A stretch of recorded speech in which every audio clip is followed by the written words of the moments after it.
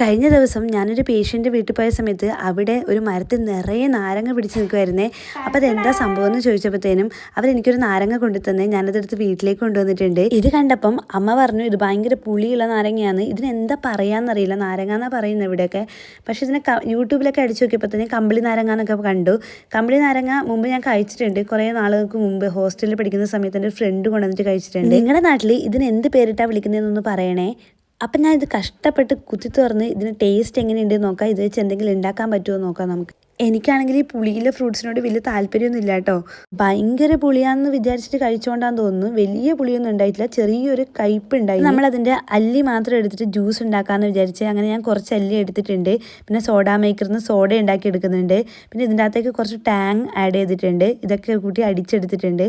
നമുക്കിത് ഗ്ലാസ്സിലേക്ക് മാറ്റിയിട്ട് എങ്ങനെയുണ്ടെന്ന് നോക്കാം. കറക്റ്റ് സമയത്തിന് നമ്മുടെ വീട്ടിൽ 2 ഗസ്റ്റ് കൂടി വന്നിട്ടുണ്ട്. ഒരു ബൾബ് ഫിറ്റ് ചെയ്യാൻ വേണ്ടി നമ്മുടെ വീടിൻ്റെ അടുത്തുള്ള നരേട്ടൻ്റെ കൂടെ വർക്ക് ചെയ്യുന്നൊരു ചേച്ചിയും വന്നിട്ടുണ്ട്. അപ്പോൾ അവർക്ക് തന്നെ നമുക്ക് ഈ ജ്യൂസ് കൊടുത്തേക്കാം. അടിപൊളി, സൂപ്പർ, നല്ല രസമുണ്ട്. ഇതാ കേട്ടല്ലോ, കിടിലൻ ടേസ്റ്റ് ആയിരുന്നു. അപ്പം നിങ്ങളും പരീക്ഷിച്ച് നോക്കൂ കേട്ടോ.